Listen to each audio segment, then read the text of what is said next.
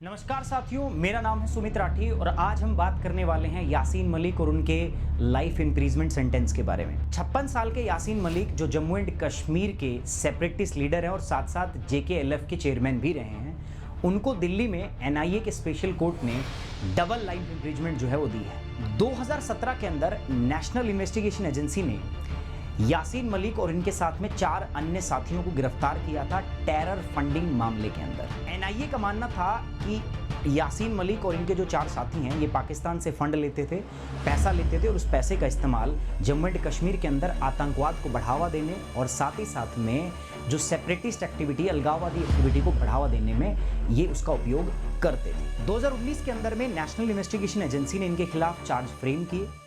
इन्हीं चार्ज को देखते हुए 2022 के अंदर दिल्ली के स्पेशल कोर्ट ने इनके ऊपर चार्ज फ्रेम करने का निर्देश दिया और उनके चलते अभी इनको दोहरी उम्र कैद, 10.5 लाख रुपए का जुर्माना और अन्य काफ़ी सालों की सज़ा जो है वो सुनाई गई है। यूँ तो इनके गुनाह बहुत बड़े हैं, बट मैं कुछ डिस्कस आपके साथ करना चाहूँगा। 2016 के अंदर में जो बुरहन वानी हिजबुल मुजाहिदीन के कमांडर थे, भारत की सिक्योरिटी फोर्सेस ने बहुत बहादुरी के साथ उनको मार गिराया। उसके बाद जम्मू एंड कश्मीर के अंदर एक बड़ा विरोध प्रदर्शन होता है। उस विरोध प्रदर्शन को ऑर्गेनाइज करने के पीछे जो all India Hurriyat conference party थी, उनको ऑर्गेनाइज कराने वाले यासीन मलिक ही थे। यासीन मलिक ही थे जिन्होंने जम्मू एंड कश्मीर के अंदर में एक प्रोटेस्ट कैलेंडर लॉन्च किया, जिसके चलते घाटी के अंदर में पथराव होते हैं, सिक्योरिटी फोर्सेस पर पत्थर फेंके जाते हैं और एक बहुत बड़े स्केल के ऊपर में प्रोटेस्ट जो है वो ऑर्गेनाइज किया जाता है, जिससे बहुत सारी हिंसात्मक गतिविधियों को बढ़ावा मिलता है। इसी हिंसात्मक गतिविधियों की वजह से 4 महीने तक जम्मू एंड कश्मीर का या जो अब घाटी है इसका इकोनॉमिक शटडाउन रहता है, जिससे काफ़ी भारी मात्रा में इकोनॉमिक लॉस जो है वो उठाना पड़ता है जम्मू एंड कश्मीर की अर्थव्यवस्था को। 2013 में यही यासीन मलिक जो हैं ये हाफिज सईद के साथ मंच साझा करते हैं, क्योंकि भारत सरकार ने 2013 के अंदर में अफजल गुरु को फांसी दे दी गई थी पार्लियामेंट अटैक के कन्विक्शन के बाद। तो उसी का विरोध प्रदर्शन जो है हाफिज सईद पाकिस्तान में बैठ के कर रहे थे, उनका साथ देने के लिए और उसके विरोध प्रदर्शन को ज्वाइन करने के लिए यासीन मलिक जम्मू एंड कश्मीर से जाते हैं इस्लामाबाद और वहां जाकर उस विरोध प्रदर्शन को हाफिज सईद, जो कि भारत के अंदर 26/11 के टेरर अटैक का मास्टरमाइंड है, उनके साथ मंच साझा करते हैं। यही नहीं, जब NIA ने इनके घर पर रेड डाली तो इनके घर से बहुत सारे इस प्रकार के दस्तावेज मिले जो अलग अलग अंतर्राष्ट्रीय टेरर ऑर्गेनाइजेशन से संबंधित थे। इनके घर से कुछ ऐसे डॉक्यूमेंट्स भी मिलते हैं जिसके अंदर जो टेरर ऑर्गेनाइजेशन है वो कश्मीरी यूथ को धमकी देती है कि आप कश्मीर के जो फ्रीडम मूवमेंट है उसको क्या करो, सपोर्ट करो। आपको नहीं पता हो तो मैं बता देता हूं, यासीन मलिक जो थे ये जम्मू एंड कश्मीर को भारत और पाकिस्तान दोनों से आज़ाद कराना चाहते थे। इनका मानना था कि जम्मू एंड कश्मीर को एक सेपरेट स्टेट बनाया जाए, सेपरेट राज्य देश बनाया जाए, जो ना पाकिस्तान के अंदर हो और ना ही भारत के अंदर हो, और पाकिस्तान इसमें जो है यासीन मलिक की भरपूर मात्रा में मदद कर भी रहा था। यासीन मलिक जो है इनका जन्म 3 अप्रैल 1966 को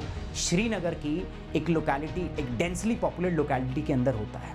यासीन मलिक का कहना है कि बचपन से ही ना वो आर्मी की एट्रोसिटीज और आर्मी के द्वारा फैलाए गए वॉयलेंस को देख के बड़ा हुए हैं। 1980 में आर्मी के ऑफिशियल और टैक्सी ड्राइवर के बीच की एक हिंसा को देखकर इनका दिमाग इतना बदल गया कि ये क्रांतिकारी बन गए, रेबल बन गए, और उसी चलते 1983 के अंदर में इन्होंने एक पार्टी का गठन किया।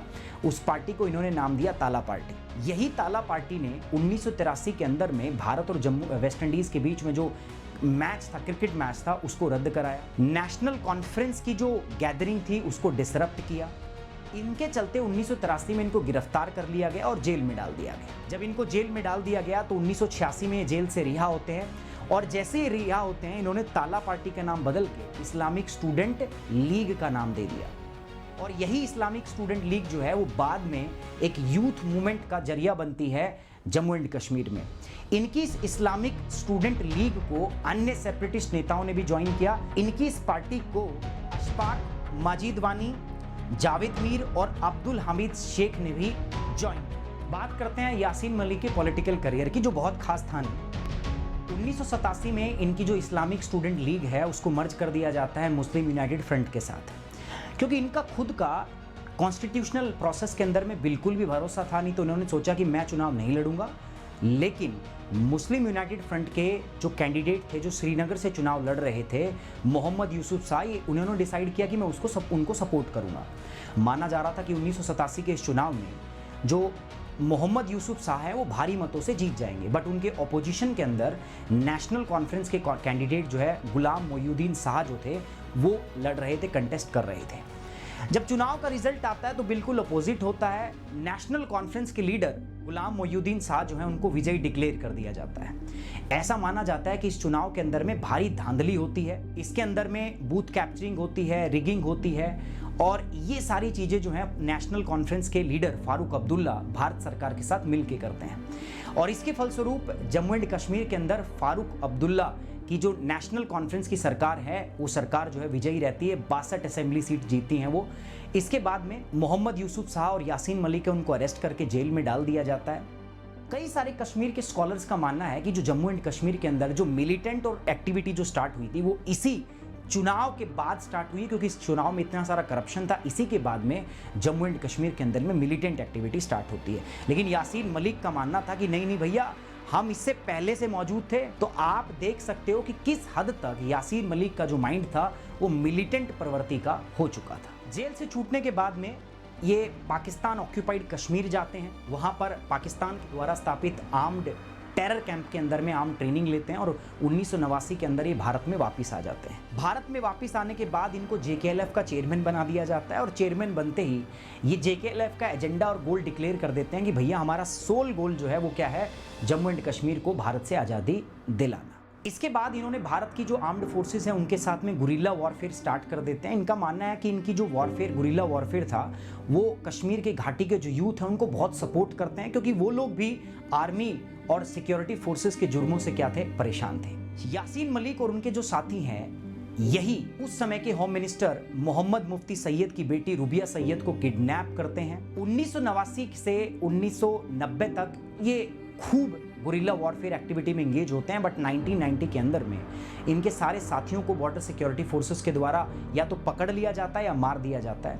और 1990 में यासीन मलिक को भी जख्मी हालत में जम्मू एंड कश्मीर से गिरफ्तार कर लिया जाता है। 4 साल इनको जेल में रखा जाता है, और 1994 में जब इन्हें जेल से रिहा होते हैं तो ये एकदम बदल जाते हैं। एक मिलिटेंट माइंडसेट का आदमी भारत में बाहर आके जेल से कहता है कि अब वो मॉडर्न डे का महात्मा गांधी बन गए हैं, और अब ये बिल्कुल नॉन वायलेंट पाथ जो है उसको फॉलो करेंगे और कश्मीर की जो फ्रीडम है उसको अचीव करेंगे। एक मिलिटेंट प्रवृत्ति का आदमी जो है अपने आप को मॉडर्न महात्मा गांधी बोलने लग जाता है और कहता है कि वो बिल्कुल नॉन वायलेंट पाथ को जो है फॉलो करेगा। इससे जो JKLF की लीडरशिप है, जिन्होंने JKLF को स्थापित किया था, अमानुल्लाह खान, वो नाराज हो जाते हैं और वो इनको इनकी चेयरमैनशिप से क्या कर देते हैं, हटा देते हैं। लेकिन फिर भी आज तक अगर हम बात करें तो पाकिस्तान के अंदर में JKLF का जो चेयरमैन है वो आज तक किसको माना जाता है, यासीन मलिक। NIA अपनी चार्जशीट के साथ डिमांड करती है कि यासीन मलिक को कम से कम फांसी की सजा तो दी ही जाए, लेकिन NIA के जो स्पेशल जज है उनका मानना है कि इनके जो जुर्म है वो rarest of the rare category के नहीं है, इसलिए फांसी तो नहीं दी जाएगी। बट हाँ, इनके जो गुनाह है वो बहुत संगीन है कि भारत के एक अभिन्न अंग को भारत से तोड़ना चाहते थे, और इस जुर्म के अंदर में इन्होंने फॉरेन पावर का मदद लिया, पाकिस्तान की मदद ली, और उससे भी बड़ा गुनाह ये है कि ये सारा काम जो है ये राजनेता के एक वेस के बीच बैठ के कर रहे थे और कह रहे थे कि हम शांतिपूर्वक नेता हैं, हम मॉडर्न डे महात्मा गांधी हैं या महात्मा गांधी के फॉलोवर हैं। साथ ही साथ जो स्पेशल जज है उन्होंने कहा कि सुनो भाई, ना तो आप मॉडर्न डे महात्मा गांधी हो और ना ही आप उनके फॉलोवर होने का दावा कर सकते हो। महात्मा गांधी तो वो शख्सियत थे जिन्होंने नॉन कॉपरेशन मूवमेंट के दौरान चोरा चोरी की इंसिडेंट की वजह से इतना बड़ा मूवमेंट वापस ले लिया गया था। आप क्या कर रहे थे जब कश्मीर के अंदर में ये प्रोटेस्ट वायलेंट हो रही थी, जब कश्मीर के अंदर में स्टोन पेल्टिंग हो रही थी, जब स्कूल जलाए जा रहे थे, जब हॉस्पिटल जलाए जा रहे थे, तब कहां थे आप? आपने तो वायलेंस को कंडेम नहीं किया और ना ही आपने उस प्रोटेस्ट को रोकने का दावा किया। आप तो उल्टा प्रोटेस्ट को बढ़ा रहे थे, आप प्रोटेस्ट कैलेंडर लॉन्च कर रहे थे। तो ना तो आप महात्मा गांधी हैं और ना ही आप उनके फॉलोवर हैं। और हाँ, अगर आप हमारे साथ मिलकर यूपीएससी की तैयारी करना चाहते हैं तो अभी जाइए दोस्तों, सब्सक्राइब कीजिए अनअकैडमी को by using the code SUMIT10 और करिए दोस्तों अनअकैडमी के साथ अपनी तैयारी यूपीएससी की। On this note I am ending this session दोस्तों। Thank you very much, take care, bye bye, जय हिंद।